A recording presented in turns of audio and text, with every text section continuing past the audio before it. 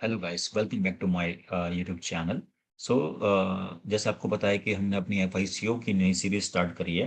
अब उसी में आगे बढ़ते हैं। हमने एसएपी एफआईसीओ का इंट्रोडक्शन, फर्स्ट चैप्टर जो एंटरप्राइज स्ट्रक्चर होता है उसको, उसका थ्योरेटिकल और उसका प्रैक्टिकल हमने कल तक आपने किया।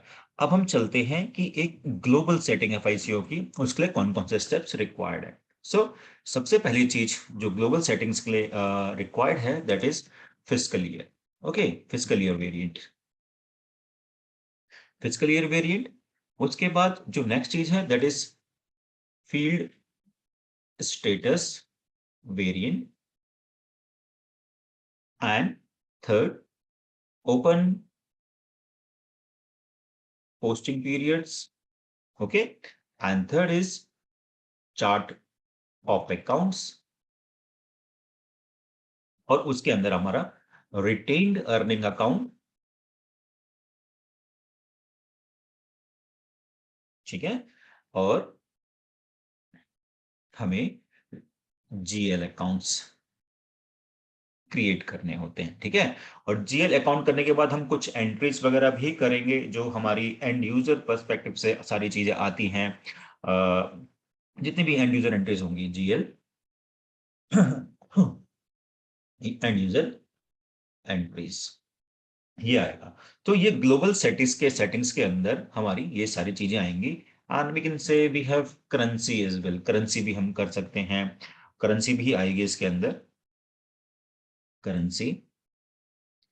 And we have document splitting,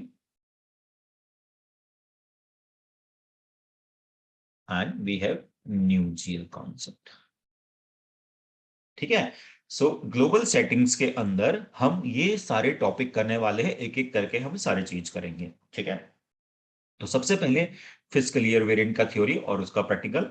फिर I think I have to do physical year variant और ओपन पोस्टिंग पीरियड का एक ही थ्योरेटिकल और उसका एक ही प्रैक्टिकल।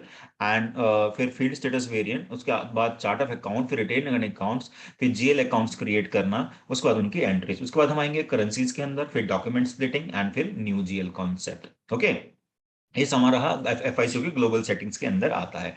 तो सबसे पहले जो हम चलते हैं that is physical year variant की थ्योरी में चलते हैं कि व्हाट इज फिजिकल ईयर। तो फिजिकल ईयर बेसिकली है क्या चीज? Physical year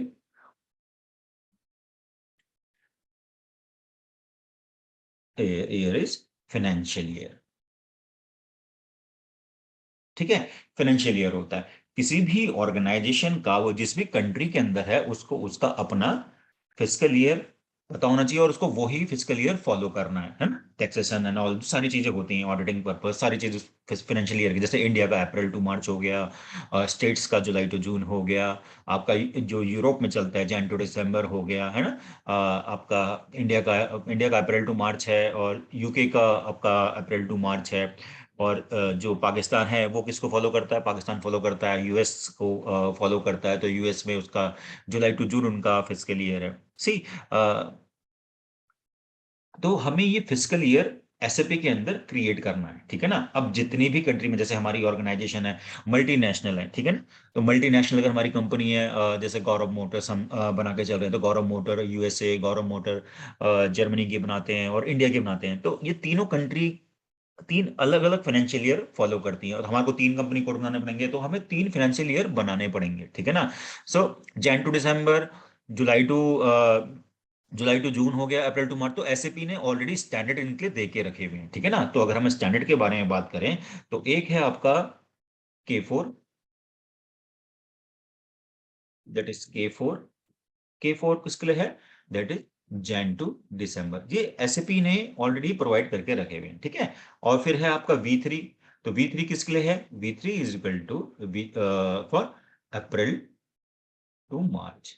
okay, and we have V6, that is for July June. Okay, फिर हमारा आता है V9, that is for October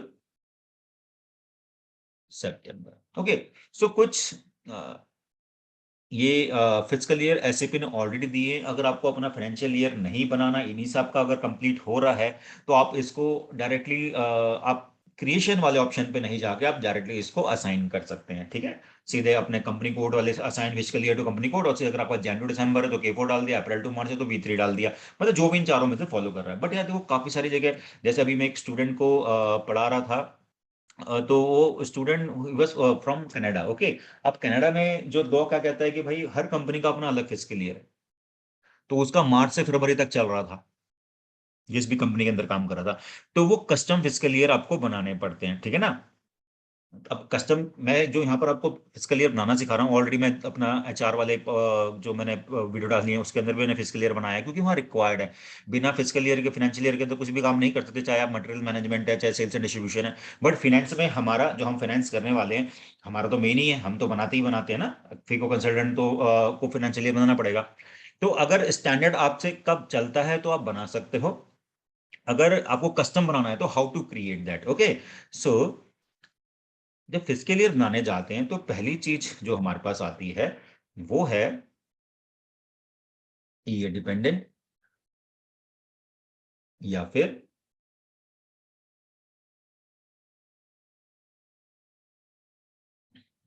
calendar dependent fiscal year, ठीक है ना। सो दो फिस्कल ईयर ही होते हैं, या तो ईयर डिपेंडेंट होगा या कैलेंडर डिपेंडेंट होगा।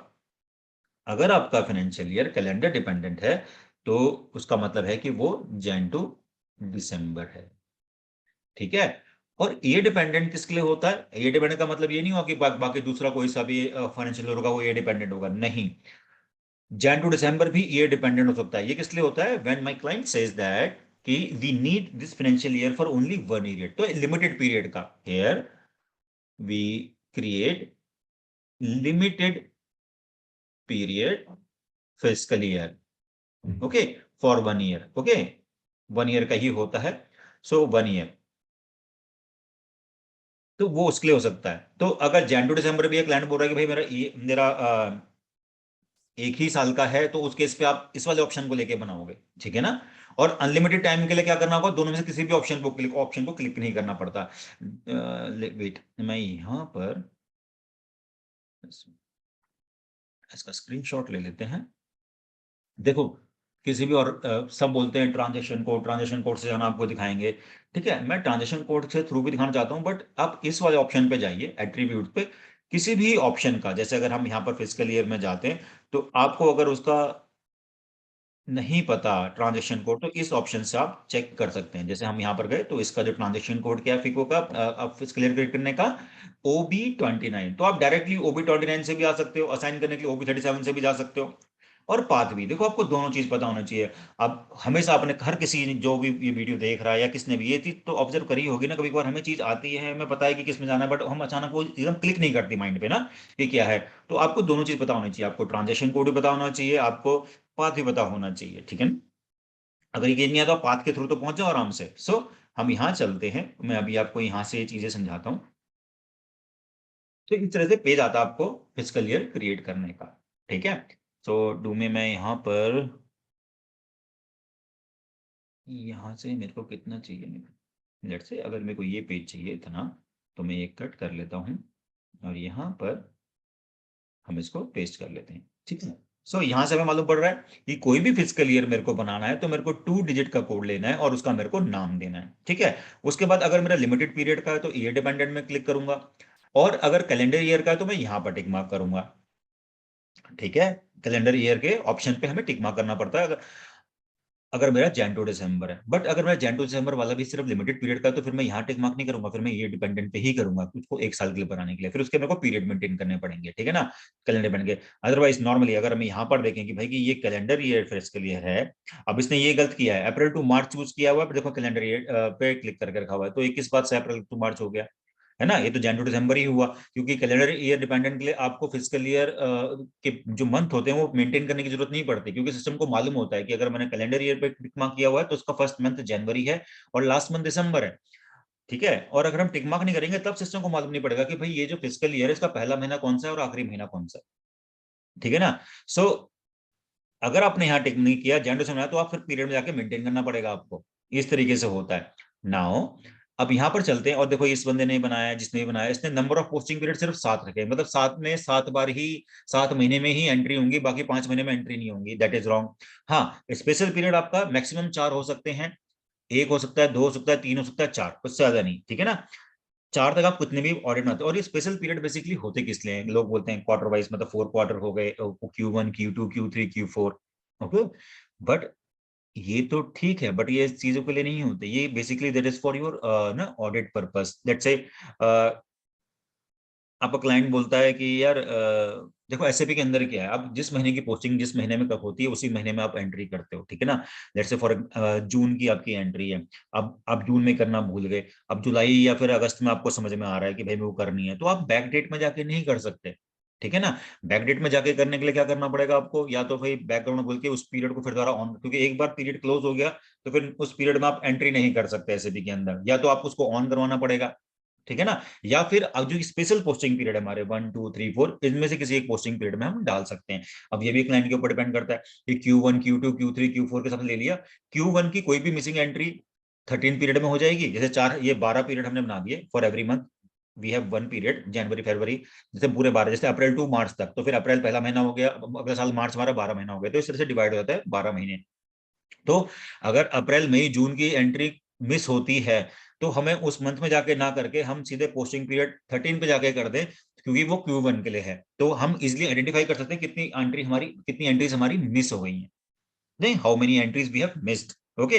तो और फिर वो किस किसने करी है किसने करी है मालूम पड़ जाएगा। या दूसरा ऑप्शन है कि भाई उस पीरियड को बैकग्राउंड में जाके फिर दोबारा ऑन कराओ और एंट्री कर दो, फिर उसी मंथ के अंदर हो जाएगी, बट तब वो भी हमें मालूम पड़ेगा कि भाई किसने रिक्वेस्ट डाली, किसने उसको पीरियड को वापस ऑन किया, फिर किस बंदे ने एंट्री की, वो भी हमें मिल जाता है, बट वो बहुत सारी रिपोर्ट निकालनी पड़ेगी तब मालूम पड़ेगा। यहाँ पर सिर्फ और किसी का मालूम पड़ जाएगा भाई 13 पीरियड में मिसिंग हुई है, उसकी एंट्री हुई है, तो मतलब उस बंदे ने मिस करी थी। तो उन सब चीजों के लिए हो जाता है फिर अपने ये हमें बस बेसिकली हमें चाहिए कि हमारा क्लाइंट कितने चाहता है, एक हाफ ईयरली चाहता है तो 2 हो जाएंगे, हर 4 महीने में चाहता है तो 3 हो जाएंगे, एक साल में चाहता है तो 1 हो जाएगा, और हर 3 महीने में चाहता है तो 4 हो जाएंगे। तो डिपेंड्स ऑन क्लाइंट रिक्वायरमेंट, 99% ये 4 ही रहता है। तो आपको ये फिजिकल ईयर बनाना पड़ेगा, ठीक है। अब आपने जो भी अपना फिजिकल ईयर यहाँ से बनाया, अगर आपने कैलेंडर या डिपेंडेंट किया तो उसको तो आपको करने की और कुछ जरूरत नहीं है, क्योंकि उस ऑप्शन से सिस्टम को मालूम पड़ जाएगा कि भाई पहला महीना जनवरी, आखिरी महीना दिसंबर, तो सारा उस हिसाब से वो कैलकुलेट कर लेगा, ठीक है। बट व्हाट इफ कि ना आपका कैलेंडर डिपेंडेंट तो नहीं है, तो अब सिस्टम को कैसे मालूम पड़ेगा? जैसे इस वाले ऑप्शन में देखें, ये जन टू दिसंबर है, ये अप्रैल टू मार्च है, जुलाई टू जून है, अक्टूबर से मई, 4 फिजिकल ईयर हमारे हैं। बट सिस्टम को कैसे मालूम पड़ेगा कि भाई कि ये जनवरी में, ये कब जनवरी स्टार्ट होता है, ये अप्रैल से स्टार्ट होता है? तो इसके लिए हमें इनके पीरियड मेंटेन करने पड़ते हैं, ठीक है। फॉर एग्जाम्पल हम यहाँ चलते हैं, जो नेक्स्ट स्टेप आता है दैट इज, जैसे मैं इसी को लेकर चलता हूँ अप्रैल टू मार्च, और हम पीरियड्स में क्लिक करते हैं, सी। तो इस तरीके से हमें ये मेंटेन करना पड़ता है। मैं इसको इसका भी स्क्रीन ले लेता हूँ, वेट।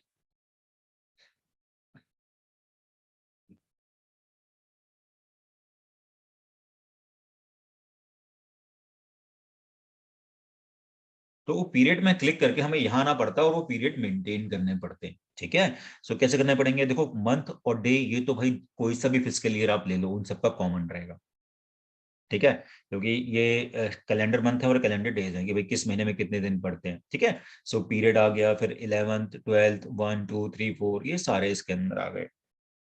नाउ अब यहाँ पर ये जिस भी बच्चे ने किया है ये पूरा गलत किया है। देखो अप्रैल टू मार्च का फिजिकल ईयर है, तो ये +1 किस लिए होंगे?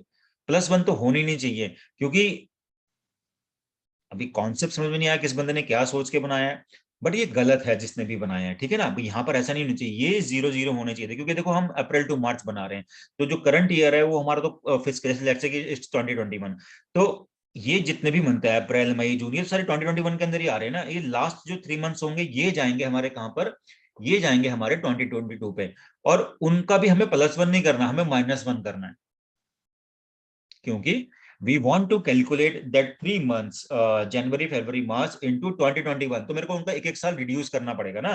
तो हम उनका एक साल रिड्यूस करेंगे, तो यहाँ पर -1 आएगा, और ये सारे के सारे इनका कोई भी महीना हमें बढ़ाना नहीं है, क्योंकि ये 2021 के अंदर ही आ रहे हैं, तो ये 0 0 0 ही रहेंगे, ठीक है।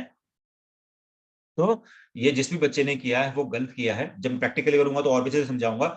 और देखो ये जो पीरियड और ईयर शिफ्ट है यही सबसे मेजर रोल प्ले करते हैं किसी भी फिजिकल ईयर वेरिएंट के लिए, ठीक है ना। सो देखो इन्होंने क्या किया, अब सिस्टम को कहां से मालूम पड़ेगा, यहां से मालूम पड़ेगा कि भाई कि चौथा महीना जो है साल का वो हमारे फाइनेंशियल ईयर का पहला महीना है। तो इस तरह से आपको सेट करना पड़ेगा। और इन 3 महीनों को जो 2022 में पढ़ रहे हैं इनको 2021 पे कैलकुलेट करना है। तो we have to write year shift option -1 -1 -1 and rest of the month, ठीक है। ये 2021 के अंदर ही आ रहे हैं तो इनको +1 नहीं करना, वरना साल इसके अंदर एक बढ़ा देगा, ये 2022 काउंट करेगा इसको, ठीक है ना। तो ये गलत बनाया जिसने ये बनाया, जिसने बंदे ने बनाया उसको तो 100% एरर आने वाले होंगे कि किस तरीके से कर रहा है, मेरे को समझ में नहीं आया। हाँ, हम ऐसा कर सकते हैं कि अगर हमारा भाई ये फिजिकल ईयर है, ठीक है, ये जो हमारा फिजिकल ईयर है 2021 का, बट शुरू हो गया अप्रैल 2020 से, तब तो मेरे को इन महीनों को भाई भाई ये 2020 में आ रहे हैं मेरे 9 महीने, इनको मेरे को 21 में कैलकुलेट करना है, तब ये +1 हो गए। और ये 3 महीने 2022 के अंदर ही आ रहे हैं तो ये फिर 0 हो गए। तो ये इस तरीके से होता है, बट इस बंदे ने तो गलत बनाया। ऐसा ऐसा फंक्शन तो हमारे यहाँ पर नहीं है ना। अप्रैल टू मार्च में तो ऐसा नहीं होता। भाई 2021 का जो फाइनेंशियल ईयर है वो अप्रैल से स्टार्ट हो रहा है, तो अप्रैल के महीने 2021 में ही आ रहा है ना, तो फिर उसका 1 साल क्यों बढ़ाना है। तो ये 0 0 होने चाहिए सारे, और जो 2022 में जा रहे हैं उनका -1 होना है, ठीक है, ताकि हम वो 2022 की जगह फाइनेंशियल ईयर 2021 में कैलकुलेट करें उसको, ठीक है। सो ये इस तरीके से फिजिकल ईयर बनता है। नाउ जब आपका फिजिकल ईयर बन जाता है तो उसके बाद हम क्या करते हैं, उसके बाद सिंपल हम वापस जाते हैं। हमारे पास जो ऑप्शन है यहाँ पर assign company code to physical year variant, यहाँ पर आके अपना कंपनी कोड सर्च करते हैं और यहाँ पर आके अपना फिजिकल ईयर असाइन कर देते हैं। सो ये एक छोटा टॉपिक है that is related to physical year variant. Okay, physical year की क्या रिक्वायरमेंट होती है, कैलेंडर ईयर डिपेंडेंट क्या होता है, आपका ईयर डिपेंडेंट आपका क्या होता है, ठीक है, और स्पेशल पोस्टिंग पीरियड क्या है, ठीक है ना, जरूरी है वो पोस्टिंग पीरियड्स क्या हैं, और फिर हम उनको बनाते कैसे हैं, ये शिफ्ट में क्या होता है, पीरियड्स के अंदर क्या होता है, ये सारी चीज मैंने आपको बता दी। So this is it for today guys, this is my theoretical of physical year. अब जो कल वीडियो आएगी that is related to practical. Okay, so guys bye bye, take care.